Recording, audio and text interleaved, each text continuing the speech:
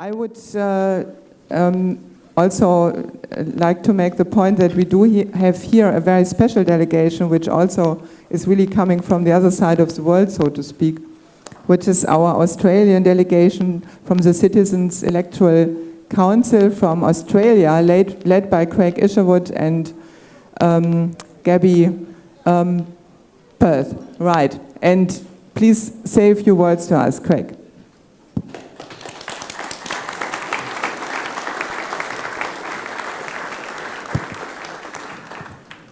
Well, first of all, thank you very much for having us here. We have come literally halfway around the world to participate in what is a globally significant event. I bring greetings from thousands of members in our country, thousands of activists, thousands of supporters who will hear this, who will see this conference as a very important milestone in the life of our political organisation and the life of our country. Now, I've really enjoyed Lynn's comments about going after the British Empire over the course of this weekend, and the harder he goes after it, the more I applaud it, because we live in the heart of the beast, or in the belly of the beast.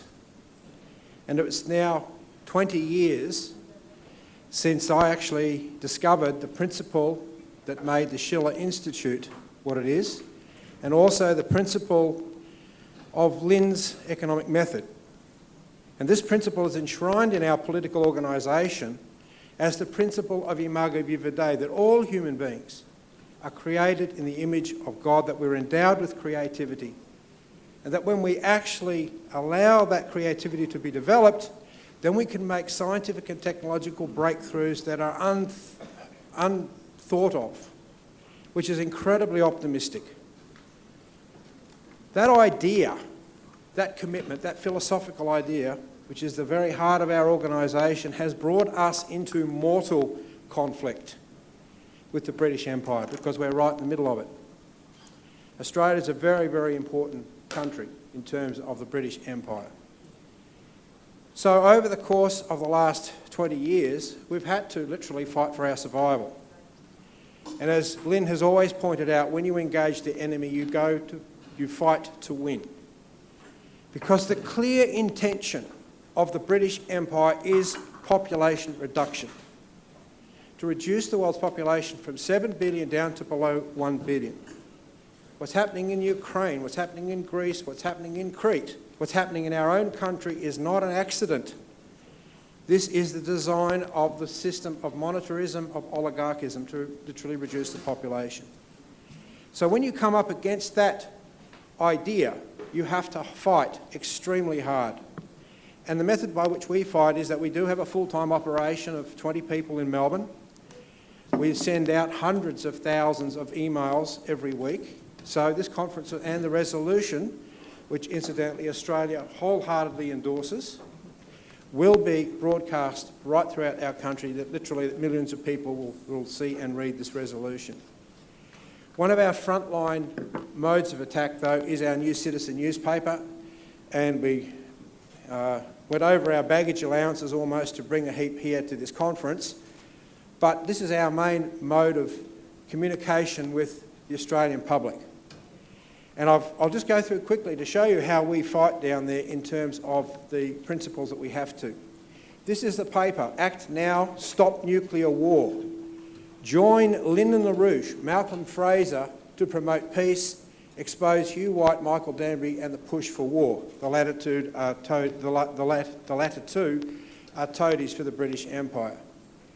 Malcolm Fraser is a former Prime Minister of our country who has stood up for the sovereignty and the development of China. And what we're exposed to in Australia is the British policies pushed through Obama of the Asia pivot, which means that Australia is being drawn in to become a puppet against China by the forward staging of Marines in Darwin, 2,500 of them. Now, this is a complete break from past policy in terms of an active policy, but it's a policy designed to contain China and push us much closer to nuclear war in our area. So we printed 300,000 of those and got them out to every level of government, every person who would take them around our country. It was so important that we even produced it in Chinese with the help of some of our Chinese members. And that's gone out all over the country as well. But that was the last New Citizen we actually printed was being printed as we were in the air flying through to Singapore and up to Frankfurt. And I'll come to that in a minute because I'll give you a sense of how this gloves into this resolution. We've published a previous New Citizen, British Crown's Endgame, Financial Crash and Nuclear War. And this details precisely how the British Empire is using our country to spy, to forward base and run its operations in China in the Asia region. It also goes through the other option, the other problem that we have, which is what we call the slow nuclear war. And I could give you graph after graph that would mimic exactly what Natalia went through about what happened to Ukraine or what happened to Russia, about what's happened to our own country. But the big difference is that, and it's something that Lyndon LaRouche and I had a discussion about when he was in prison in Minnesota back in 1993. He was a guest of President Bush, #1, unfortunately. But it was a very important discussion because ever since we had that discussion, it's formed the basis upon how we actually understand what we have to do in our country. We're in the process of writing legislation for a national bank, the Commonwealth National Credit Bank. And Lynn pulled me up and he said, "Craig, you've got a problem with Australians." He says, "The Australian understands very well what it means to be autonomous, but it does not understand what sovereignty means, the issue of national sovereignty." And that is a big problem. It's a big problem in our country today because we are and have been subjugated to this evil British Empire for our entire existence, and we have not rebelled against it like was done by the American Revolution. The other aspect of the destruction of physical economies is the flip side of the policies of the British Empire, the economic policies of the British Empire, and that is the radical green policies. And our New Citizen, we put this one out as a major investigative report in 2011, Defeat the British Crown's Green Fascist Dictatorship. I don't know whether you people know very much about how the Green Movement was started in Australia, but it was started as the Australian Conservation Foundation, personally by Prince Philip in 1970 when he came to Australia to railroad that operation through. And in this paper you'll see the actual reports of the Queen calling for population reduction and of course all the other reports, all the other comments by Prince Philip about how he'd like to come back as a deadly virus and so forth. We also document the etiology of the Green Movement, how it started as an extension of the eugenics movement. We have to smash the British Empire and you can't take any prisoners. Prior to that, we did another one, Defeat the British Empire of Monetarism, which went through precisely how monetarism works and how you can actually have a credit system. The two sides of politics are controlled top-down by the British Empire. On the eve of the crash, Defeat the Synergy, Fight for a National Bank. We showed the Australian people how it is that the two sides of politics, in the case all sides of politics, left, right, doesn't matter where you are in the world, is always run from top down by a global financial oligarchy. It's why you don't get much change when you change governments. It's all the same, and we detail that as well as, again, go through the policies necessary for a national bank. Now, we've just started an election campaign because on the 15th of September, we'll be running a national slate of candidates across our country on 3 principles. Glass-Steagall #1, national banking, and economic development.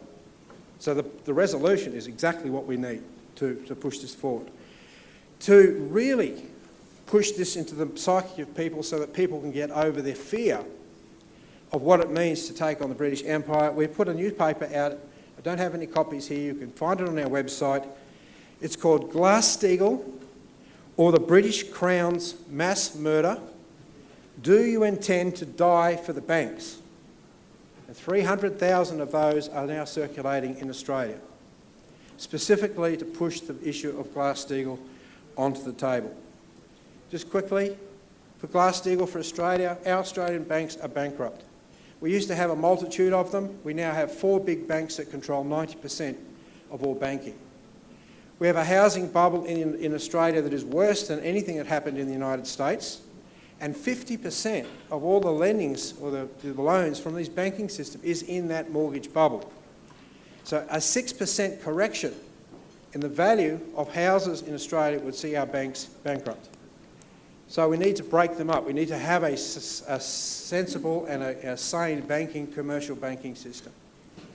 There are also $20 trillion of derivatives stuck in our small banking system for 23 million people. The Commonwealth Bank, our largest bank, has stopped publishing the level of their exposure to derivatives because they don't want the people to find out. And of our $1.2 trillion of foreign debt that our small country has, 800 billion of that is in the banking system, of which more than 50% is turned over every 12 months. And this caused a major problem in 2008 when it couldn't be turned over because of the global financial crisis, and the government had to step in and literally guarantee loans. The second policy, national banking. Australia is one of two countries that has a history of national banking. The first is the United States, and you know about the first and second national banks. We have one in Australia. It was called the Commonwealth Bank and started in 1911. It was started by a man by the name of King O'Malley, who was an American who came out and put the Commonwealth Bank legislation through. He said in a 5-hour public speech in the Parliament, "I am the Alexander Hamilton of Australia." And that bank functioned incredibly well for at least 50 years when it was allowed to. And finally, on the economic development, we published a large new citizen on that with huge water projects, space programs, the need for nuclear power. We have 300,000 tonnes of thorium in our country, the highest reserves in the world, and we haven't mined a tonne of that. We have enormous capability for collaboration with our closest neighbours, China, and that's the direction that we're going to go. But unless, ladies and gentlemen, we get the Glass-Steagall in as a priority, we are finished as a nation.